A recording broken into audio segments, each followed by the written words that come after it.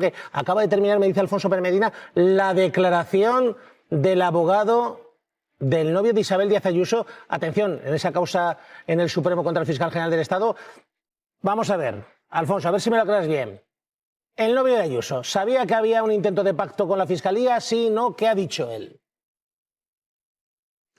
Bueno, pues Carlos Neira, Antonio, lo que ha dicho según fuentes presentes en esa declaración es que el día 30, es decir, 3 días antes de que mandara ese correo electrónico en el que decía que su cliente ciertamente había cometido 2 delitos fiscales, 3 días antes le planteó que tenían 2 alternativas, o bien peleaban e iban a juicio, o bien admitía unos hechos y por lo tanto tenía que pagar una multa y aceptar una pena. Eso se lo explicó a Alberto González Amador y él la respuesta que le dio es que hiciera lo más rápido y lo que menos daño, menos ruido hiciera para no perjudicar a su pareja, la presidenta de la Comunidad de Madrid, Isabel Díaz Ayuso. Y él presentó ese correo en el que reconocía los delitos, no se lo reenvió a Alberto González Amador, pero sí le reenvió luego la respuesta que le dio el fiscal Julián Salto, abriéndose a estudiar esa conformidad.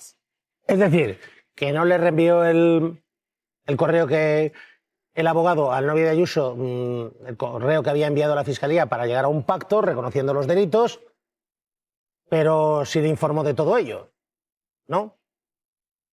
Sí, no se lo envió en su textualidad, pero ya había hablado con él 3 días antes. Él se sintió autorizado para hacer esa propuesta de conformidad. Ha dicho que lo mandó a un correo electrónico genérico de la Fiscalía de Delitos Económicos de Madrid y también a una de las responsables de este organismo, porque era el procedimiento habitual que seguía con todos los clientes, que se lo mandó también a la Abogacía del Estado y que él se sintió autorizado por su cliente, puesto que le dijo que hiciera lo que menos ruido hiciera y también lo más rápido para saldar rápidamente ese procedimiento judicial. Es decir, Alfonso, el abogado le ha dicho al magistrado del Supremo que sí había hablado con el novio de Isabel Díaz Ayuso de buscar una especie de acuerdo o que esa posibilidad estaba ahí. Sí, que él no actuó por su cuenta, que es algo que matiza también la defensa de Alberto González Amador, que él no dijo en su declaración de la semana pasada que actuará por su cuenta y riesgo el abogado Carlos Neira, pero que él le planteó esos 2 posibles escenarios, que podían pelearlo, que podían ir a juicio, que podía defender su inocencia, o bien buscar un acuerdo de conformidad. Y que con esa respuesta, que fuera rápido y que no hiciera ruido, pues él se sintió autorizado para mandar ese correo electrónico en el que reconocía 2 delitos fiscales, una pena de 8 meses de cárcel y el pago de una multa de 525.000 euros. Me has contado que el abogado Carlos Neira, el abogado de Alberto González Amador, el novio de Ayuso, que envió, digamos, ese acuerdo donde reconocía los delitos a un correo genérico de la Fiscalía, no a nadie concreto. Sí, eso es muy importante, Antonio. Esa es una de las bazas que está esgrimiendo la defensa del fiscal general del Estado, Álvaro García Ortiz, porque a ese correo podían acceder una veintena de personas, al menos, en la Fiscalía de Delitos Económicos de Madrid. Y Carlos Neira ha explicado que era el procedimiento habitual porque ningún fiscal en concreto estaba asignado a ese caso. Él mandó esa propuesta, también la mandó a la Abogacía del Estado, puesto que también se requería su concurso para llegar a ese acuerdo de conformidad. Y luego ya el fiscal asignado al caso, que fue Julián Salto, fue el que le contestó diciendo que se avenía a esa posibilidad de alcanzar a un acuerdo. Pero sí que es verdad que eso se lo mandó a una dirección genérica a la que existían al menos, a la que podían acceder al menos 20 personas en la Fiscalía de Delitos de Madrid. Hay además decisión judicial de última hora, Pedro, porque lo que tenemos ahora mismo además es otro revés para González Amador, para la pareja de Ayuso. El Tribunal Supremo dice: quienes le han llamado defraudador, empezando por la ministra de Hacienda, se amparan en la libertad de expresión. No hay demanda, no hay vía judicial para ese calificativo, ¿no? Así lo acaba de trasladar la Sala de lo Civil del Tribunal Supremo, que rechaza la demanda que puso Alberto González Amador contra la ministra vicepresidenta María Jesús Montero, en el que le pedía 40.000 euros por un delito de derecho al honor. Asegura en su sentencia el Tribunal Supremo que está todo dentro de la crítica política, de la libertad de expresión, y que además esas expresiones en las que se le llamaba defraudador confeso se ponía en duda y se cuestionaba el ático en el que vivía y las cantidades que había ganado en sus negocios negocios durante la pandemia tienen una base fáctica razonable. Y un apunte más. El defraudador confeso, Alberto González Amador, me advierte de una querella por llamarle defraudador confeso. Mediante este documento, un burofax, el abogado de la pareja de Ayuso, me informa de un acto de conciliación previo a la interposición de una querella por injurias y calumnias a su patrocinado. En la misma se amplía esa citación a los colaboradores de este espacio, Enrique Juliana y Luis Arroyo. Justifica esa querella, o anuncio de querella, o citación previa a la querella, en el hecho de que en el programa que presentó y que dirijo nos hayamos referido a su defendido como autor confeso de un fraude fiscal.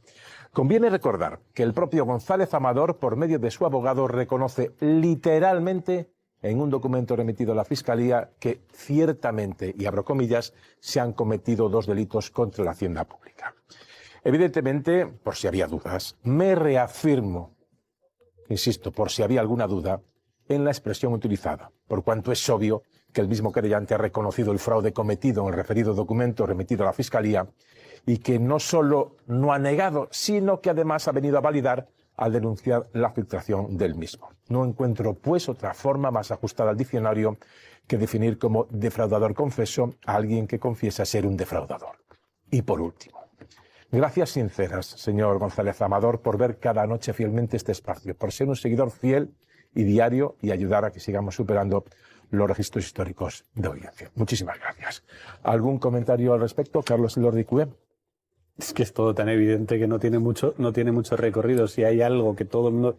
Se puede discutir la gravedad, se puede discutir si esto afecta a su pareja o no, se puede discutir, que yo creo que es una discusión política. El PSOE, el gobierno, por ejemplo, ha pedido la dimisión de Ayuso por esto, y si eso se puede discutir. Oiga, pues no tiene por qué dimitir la presidenta de Madrid por este asunto. Pero lo que no se puede discutir son los hechos. Y los hechos son absolutamente evidentes. Llevamos varios meses hablando de estos hechos y los hechos son indiscutibles. Hay un presunto fraude, dos presuntos fraudes fiscales clarísimos. De hecho, él incluso hasta dio dinero a Hacienda para intentar resolver, que esa es la discusión de Ayuso, es que le debe 600.000 euros. No, porque él intentó resolver esto a través del pago, le han dicho no se puede resolver, tenemos que ir a juicio, y el juicio se va a producir. En fin, hay muchas cosas discutibles en este caso. Esta es la menos discutible de todas. Repito, en la comunicación del abogado de González Amador a la Fiscalía, les comunico que es voluntad firme de esta parte alcanzar una conformidad penal reconociendo íntegramente los hechos. Ciertamente, se han cometido 2 delitos contra la hacienda pública. Por eso decimos que él, Paloma, reconoce ser pues un defraudador confeso. Sí, por el reconocimiento que él mismo hace. Mira, Xavi, yo creo que efectivamente, y me da mucha pena decirlo, pero esto que muchas veces dicen las redacciones, que es que realmente los periodistas o vas acumulando querellas o no terminas de ser periodista. Qué triste pena, ¿no? Pero ojalá se pudieran separar los espacios en esta tertulia y en la profesión que nosotros vamos practicando cada día. Tenemos que hacer esto, tenemos que explicarle a la gente lo que sucede, tenemos que comentarlo, y me parece una triste pena que siempre parece que al final a los mensajeros y a los que explicamos las cuestiones nos acaban llegando este tipo de... Bueno, pues de alguna forma de coacciones, porque lo que se pretende es siempre intentar afectar a las tertulias, a los análisis, a las informaciones. Pero bueno, pues aquí seguiremos contándolos. Sí. Es que día a día, noche a noche. Bueno, yo creo que evidentemente es parte de los que los británicos, ¿no?, llaman SLAPP, que es una demanda estratégica, y desgraciadamente son estas demandas estratégicas o espúreas, cada vez son más frecuentes, ¿no? Yo creo que esta posición de víctima o de ciudadano particular no encaja mucho con lo que está pasando con Alberto González Amador, pareja también de Díaz Ayuso, porque no es un ciudadano particular, porque ha tenido a su disposición en reuniones con el número 2 del partido, ha tenido a su disposición como prácticamente portavoz oficioso a Miguel Ángel Rodríguez, por lo visto tiene a su disposición recursos jurídicos para estar demandando y querellándose contra periodistas de manera sistemática y general, ¿no? Y desde luego yo creo que esto no es, por decirle, defraudador confeso, puesto que es una persona que admite o confiesa, que en el diccionario son similares, haber cometido un fraude fiscal, ¿no? O sea, yo creo que es bastante evidente, pero yo creo que el fin no es exactamente ese. El fin es amedrentar y que se le siga llamando así o que se siga hablando de él, ¿no? Evidentemente es una demanda totalmente, creo, espúrea y utilitarista para un bien personal y para una defensa muy personalísima. Sí, a mí me gusta poco, que creo que lo hemos comentado alguna vez aquí, que los entornos o las familias de los políticos entren en la refriega política, menos me gusta todavía que nos metan a nosotros, a los periodistas. Los periodistas nos debemos al derecho de la información, que no es un derecho de los periodistas, es un derecho de los ciudadanos que nos ven a tener una información con rigor y que sea leal. Y este tipo de acciones van en contra de eso, porque lo que buscan, lo comentaban tanto Paloma como Raquel, es presionarnos para que no hagamos ese ejercicio de información en libertad y para que nos cuidemos mucho de las palabras que decimos, que normalmente lo hacemos. En un directo es muy fácil. En un directo es muy fácil cometer un error, decir una palabra que no sea adecuada, pero en este y en otros muchos temas quizá mucho más sensibles y de cuestiones que afectan como la salud mental, la violencia machista, etcétera. Creo que es muy fácil meter la pata cuando estás en un programa en directo, pero sobre todo nos debemos a los ciudadanos y a trasladarles esa información veraz. Y a mí este tipo de maniobras, sinceramente, no me gustan. Yo insisto que he tratado de ser lo más ajustado al diccionario. Por una parte había una confesión, doctor confeso, y por otra parte un reconocimiento de un fraude. Lo más breve y ajustado al diccionario de la Real Academia es, pues, defraudador confeso. En fin, ahí queda, pues, la explicación y veremos si esto tiene recorrido en los tribunales o no. Yo me reafirmo en llamarle defraudador confeso porque es lo que él ha confesado. Ernesto Ekaizer. Ernesto, ¿qué tal? Muy buenos días. Buenos días, Javier. Ernesto, la pregunta clave. Pensé que íbamos a hablar de Gaza. Hablaremos de Gaza. Digo que la pregunta clave aquí es, ¿ha mentido? ¿Ha mentido González Amador? ¿Esto se puede hacer sin conocimiento del cliente? Es que el debate tiene una solución. No es difícil. Los dos mienten. Los dos mienten. Y la clave está aquí. La clave está en la querella que presentó el 21 de diciembre de 2024 el propio González Amador, que la firma. Y la clave está en el párrafo de la relación circunstanciada de hechos. Y esto es clarísimo. González Amador conocía el correo, lo aprobó. Lo dice así, si quieres te lo leo. Alberto González Amador se puso inmediatamente en contacto el 2 de febrero de 2024 y mediante correo electrónico con el Ministerio Fiscal para canalizar y alcanzar en la forma prevista por la legislación penal y de la forma más pronta posible la figura análoga a las actas de conformidad ya alcanzadas en sede tributaria. Esto es la conformidad fiscal. En respuesta a la anterior comunicación de González Amador, dice en la querella, el fiscal responsable del procedimiento, Julián Salto Torres, comunicó el día 12 de febrero de 2024 por email al abogado de Alberto González Amador que tomaba nota de la voluntad de alcanzar la conformidad, quedando en seguir en contacto para avanzar en las negociaciones. O sea, está clarísimo que el señor González Amador, en una querella que está aquí documentada, dice claramente que conocía el correo, no solo que lo conocía, que lo aprobó, e incluso asume que lo presentó él, aunque lo haya presentado el señor Neura. Esta es la verdad. La verdad jurídica es esta. Lo que se está haciendo es soltar lastre. Entonces, asumo que lo que estás diciéndome es, esto lo sabía el abogado, esto se pactó con la pareja de Ayuso, esto lo conocía la pareja de Ayuso, asumimos o no lo conocía Ayuso, pero lo que se está haciendo es soltar lastre. ¿Esto lo conocían todos arriba en la escalera?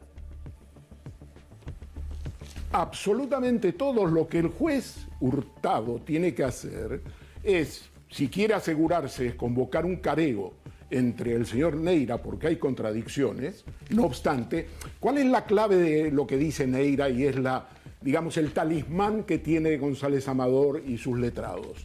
Que no le mostró el correo. Pero no es verdad lo que habéis comentado, hay un agujero en la información que tenéis.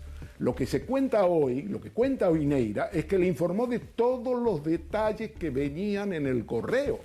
Es decir, que tenía que pagar un 40% de multa, que tenía que reconocer los delitos, los 2 delitos y la falsedad, que tenía que pagar alrededor de 520.000 euros y que además había 4 meses de cárcel para cada uno de los delitos, es decir, 8 meses, que se libraba de esa cárcel obviamente porque es una pena inferior a 2 años y él no tiene González Amador no tiene antecedentes penales.